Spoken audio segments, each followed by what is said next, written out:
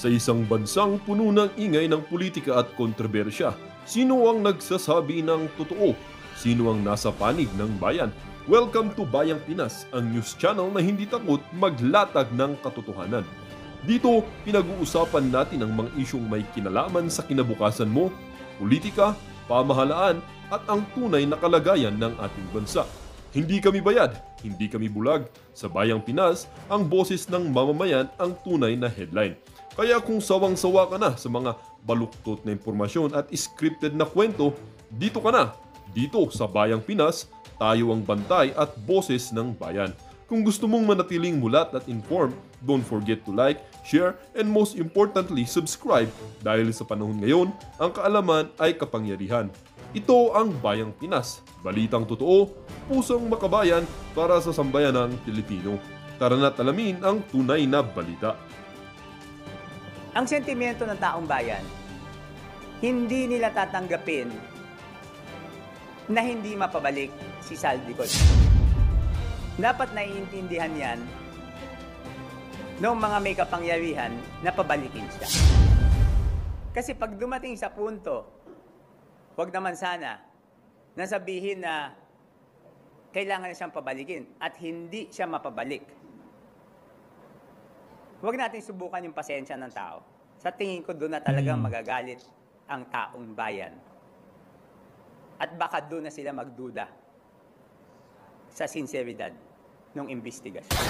Ngayon, ang hindi ko maintindihan, bakit tila DFA o yung ibang mga nasa gobyerno ang nagdedepensa pa kay Saldico kung bakit hindi pwedeng kanselahin yung passport.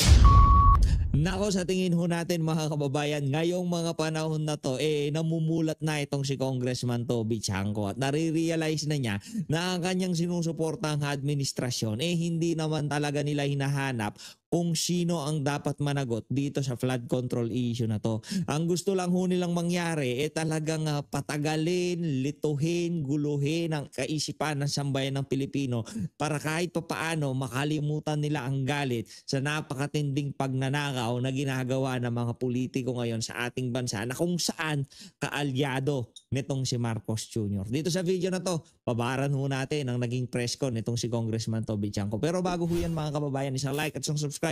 Masayang-masaya na ho tayo dyan sa mga gusto sumali sa ating community. Yung join button nandyan lang ho sa baba. Wala ho tayong maraming pag-uusapan dito sa video na to. Re-recta lang ho tayo dito kay Congressman Toby Chanco. Congressman Toby, sasabi ko sa iyo tagal na naming sinasabi na itong administrasyon na to bangag. Hindi nila hinahanap kung sino nga ba ang may sala, kung sino may pakana sa napakaraming korupsyon ngayon sa ating bansa.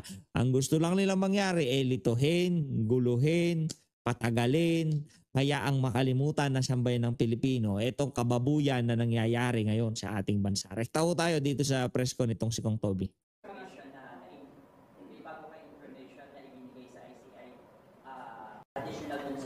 Yes, may mga bago silang tanong na clarifications para maintindihan nila mas lalo kung paano yung proseso.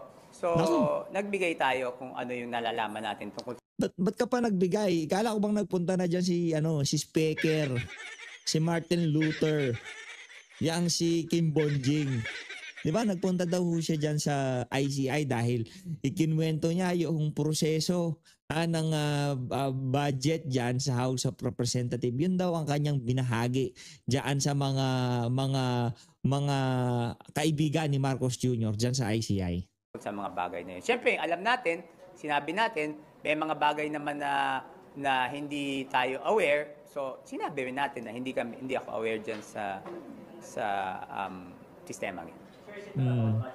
Pero based sa yung facial expression kong Toby, ako naniniwala diyan sa mukha mo.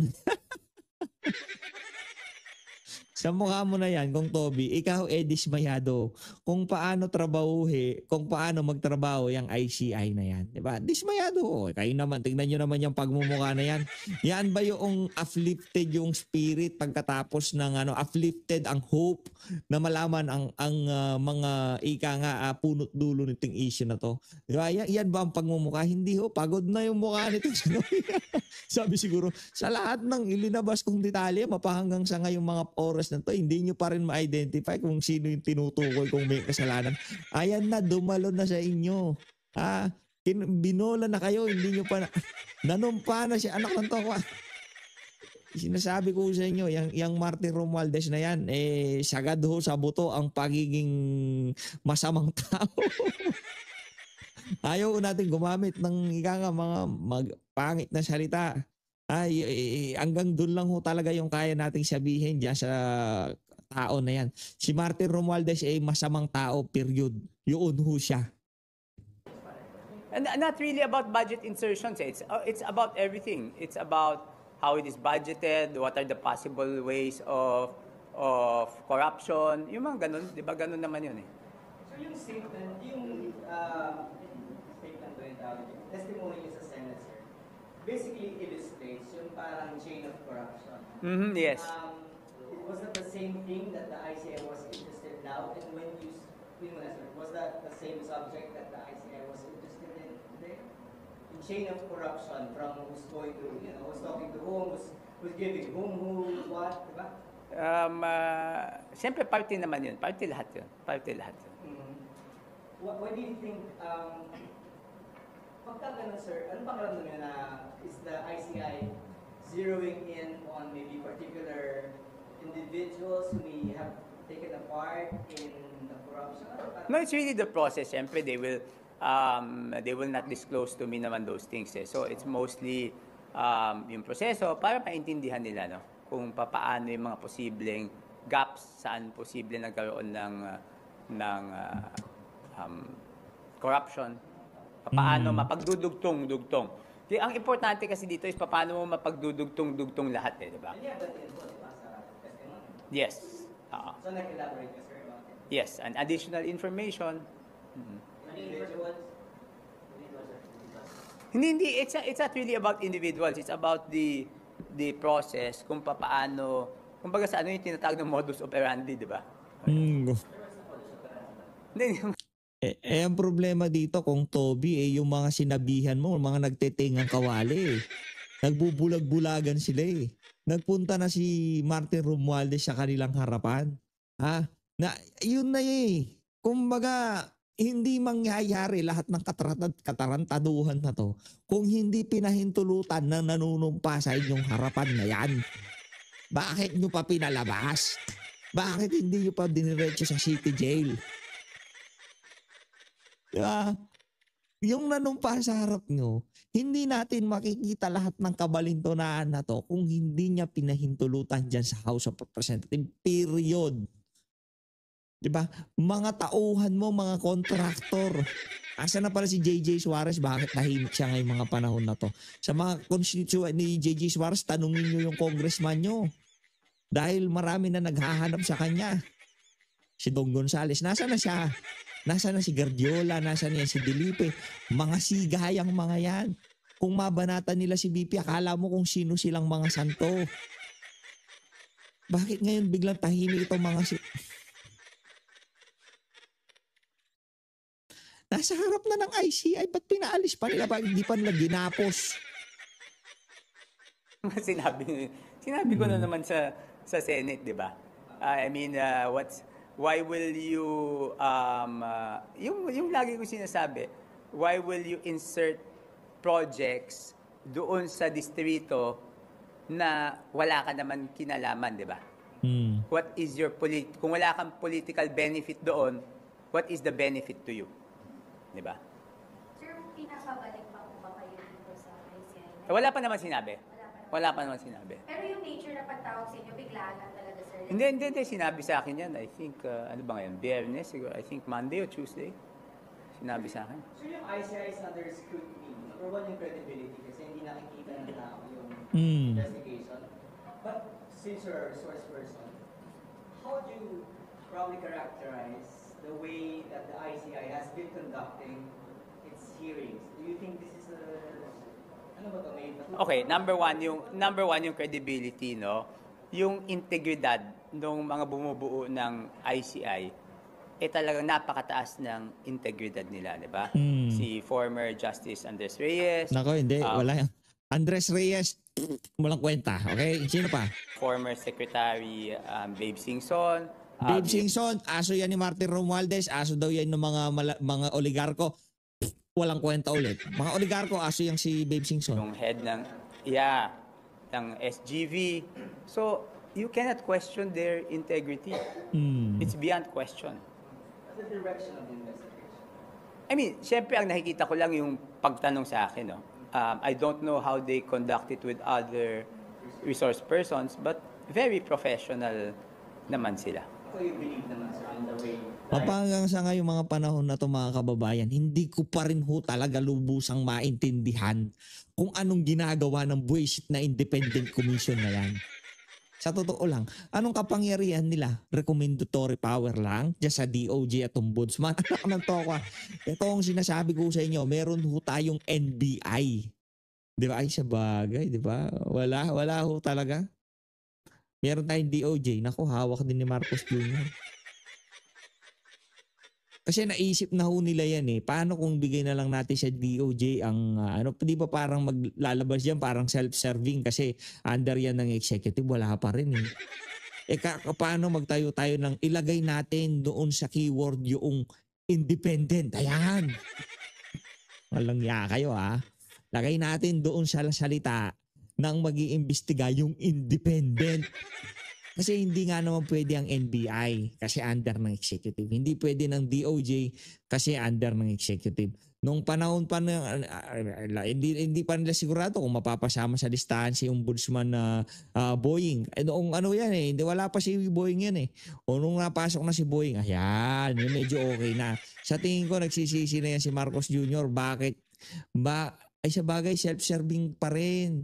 Kasi si Boying, galing siyang DOJ. Hindi siya pwedeng sabihin na siya ang ombudsman. Siya ang tratrabaho, yung mga government official dadaan sa kanya, yung mga private individuals, yung mga contractors, DOJ naman, hindi naman pwedeng ganun.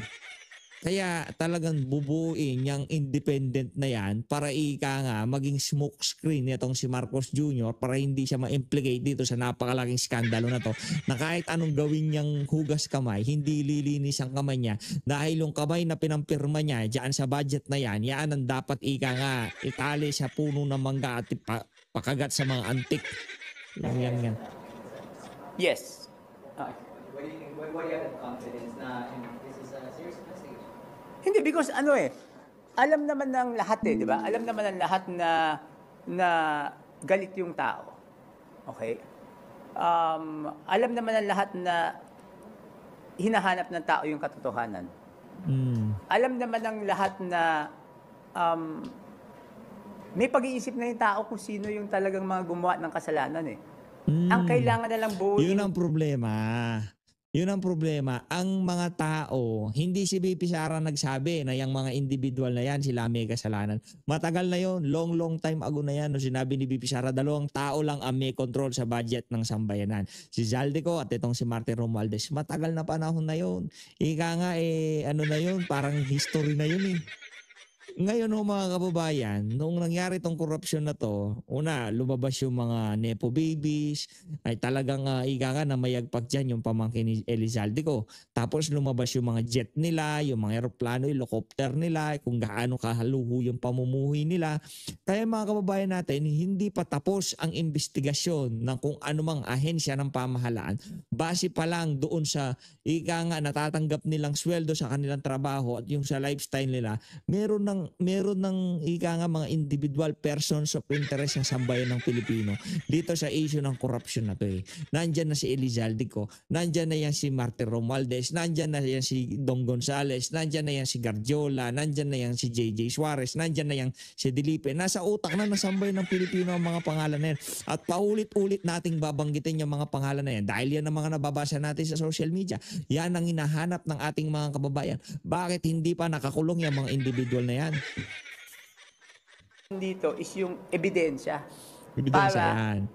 mapatunayan sa korte.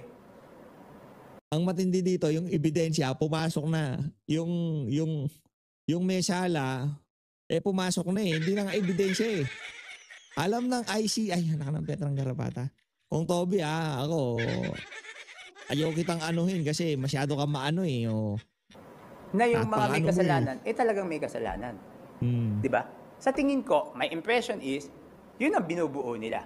I mean, impression My impression is, binubuo nila yung ebidensya para matibay siya pag final sa korte. So in terms of accountability, how high should this be? Wala. Kung saan pupunta, doon dapat pumunta. Hindi pa pwedeng, hindi pa pwedeng may iwasan dito. Kung saan kung saan sila dali ng ebidensya, dapat, yun ang papailan ng kaso. Sure, at the risk of being repetitive, si Representative Ko, nagpa-condemn petition na sila, pero ang call niyo was to cancel the passport. Yes, no? Okay. This I will be very clear, no? And I hope those in charge in government, especially the DFA, hears this loud and clear. Okay? Ang sentimento ng taong bayan, hindi nila tatanggapin na hindi mapabalik si Saldico dito. Dapat naiintindihan yan ng mga may kapangyarihan na pabalikin siya. Kasi pag dumating sa punto, wag naman sana na sabihin na kailangan na siyang pabalikin at hindi siya mapabalik. Wag natin subukan yung pasensya ng tao. Sa tingin ko doon na talagang magagalit ang taong bayan. At baka doon na sila magduda sa sinseridad ng investigasyon.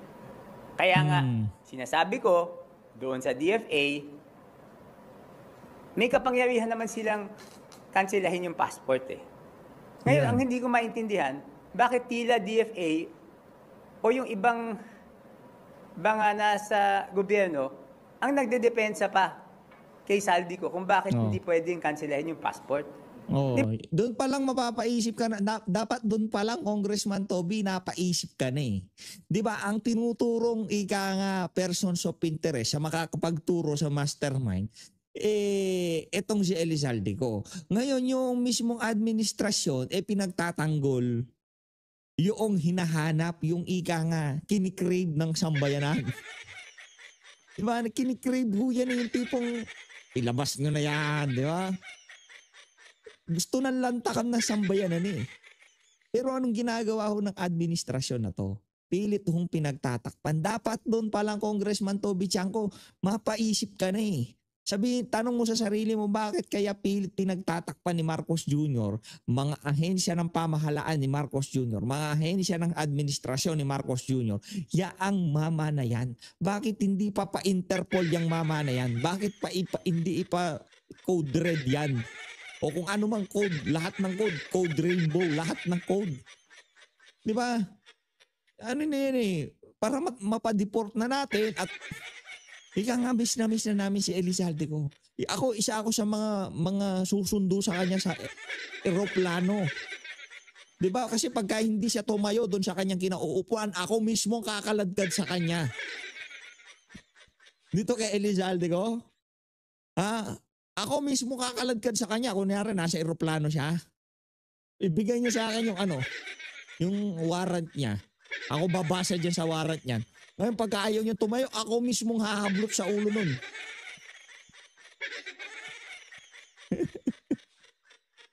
Mag-umpisa tayo yung ginawa nila kay Tatay Digong, hindi naman siya gumagante. Malaki-laki kong pera pinag-uusapan natin dito. Kaya Tatay Digong walang mga ebidensya. Mapahanggang ngayon walang ebidensya pero ginawa ho nila yon sa pinakamamahal nating Tatay Digong. Ngayon dito kay Elizalde ko, ito lang sasabihin ko sa kanya. Pagka hindi ka tumayo dyan, pati eroplano bubuhatin ko, walang yan. Pagka hindi ka sumama, Brad, pati eroplano sabihin ko sa'yo, ako magdadrive niyan. Diba? Ano ka to sa galit na sambay ng Pilipino dito kay Elizalde ko, Congressman Toby. At nakikita mo kung paano laruin ng administrasyon na to, itong issue na to. Kung hindi mo pa rin naiintindihan kung anong nangyayari, anak ng to ko ay isa kang dakilang tanga. Nangya ka. Di ba dapat kansilahin nyo, tapos pabayaan yung abogado niyang questionin sa korte yung pagkansila? Bakit?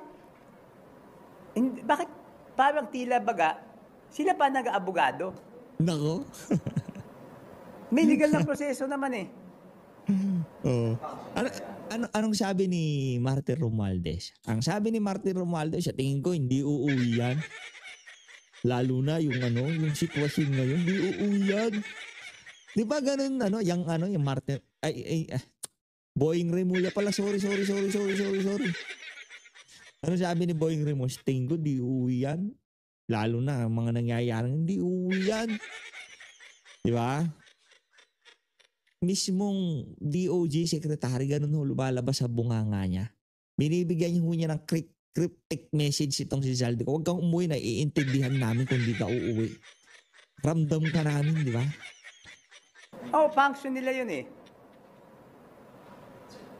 Di ba, okay, doon sa Passport Act, di ba?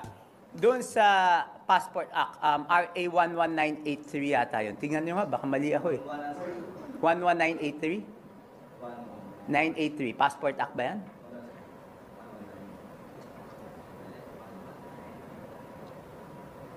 So, sir, anong tingin niyo? Bakit parang meron kang hindi passport? Oh, tama. Passport Act. Section 4 o Section 5? Nahandyan yung grounds. Tingnan natin kung matalos pa yung memory natin. At least doon sa R8, tama tayo. 4 is authority to issue denial. O yan.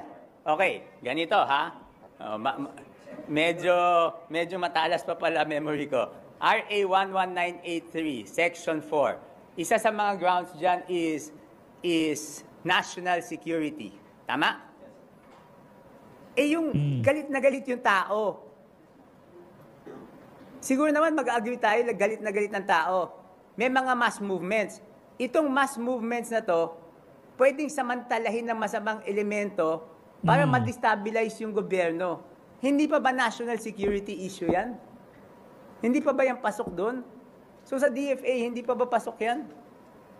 So bakit hindi nyo kanselahin? Tapos bahala na yung abogado niya mag-question. Sir, anong nakikita yung possible reasons? Bakit parang hindi i-post yung proseso? Yung pag-cancel ng passport, hindi ko nga alam eh. Kaya nga dapat sagutin ng DFA eh. O ngayon, pag hindi na-cancel yan at hindi na pauwi at nakakuha ng passport sa ibang bansa na walang extradition, willing ba sila managot? Sir, naman napahagingan ng SIA. Hindi namin napag-usapan yun. Ano po? Si Representative. Hindi. Wala naman personalities eh. Wala naman kami personalities pinag-uusapan.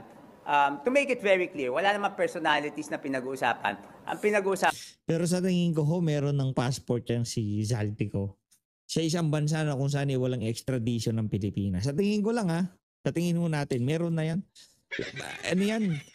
Ika nga, yan eh, yan yung pinaka-last line of defense nila sa mga kabalbalang ginagawa nila sa Pilipinas. Kahit baka yung mga ibang congressman dyan, meron na yung mga yan. Meron na yung mga yan, hindi lang nabubulgar. Sa tingin ho natin mga kababayan, yan pinaka-last line of defense nila. Pagka nagkanda hendot ang ginagawa nilang pagnanakaw, meron kaming pupuntang isang bansa, kahit kansila nyo pa passport namin, doon na kami titira, forever na kami doon. Diba? Hindi nyo kami mapapauwi kasi wala naman extradition treaty ang Pilipinas doon, walang Interpol doon. Di ba? Oh. Usapan lagi is yung proseso. I think they just, my impression is, gusto nila maintindihan yung proseso. Yung buong proseso. Ito, ganito, ang masasabi ko lang doon sa mga taga-ICI, ang tatanga nyo, anak ng tokwa. Isang former associate justice, isang former DPWH secretary, malamang merong mga staff dyan na galing dyan sa House of Representatives. Tapos tatanungin nyo kung paano yung proseso. Mga damuho kayo. Ang ginagawa nyo, pinapahaba nyo lang usapan. Pero alam nyo naman kung sino ang may kasalanan. Tama, mali? Lang yan. Proseso, paano nagsisimula. Papaano yung mga posibleng siyempre naman sila nag-iimbestiga, hindi naman nila i-disclose sa akin kung ano yung hinahanap na ebidensya, di ba? Hindi. Ako alam ko. Ikaw naman, Congressman Toby, alam ko kung nahanap nilang ebidensya. Yung ebidensya yung nahanap nila, yung ebidensya na makakapag-connect sa mga Duterte dito sa issue ng flood control. Kaya medyo nahihirapan at natatagalan sila kasi wala silang makitang ganun. Ang takin mo, nagpunta na si Martin Romualdez, yung pinatakas pa nila. Nasa kamay nyo na yung ano eh. Nabalikan ko lang po yung integrity. Diba? As you said, the ICI's integrity.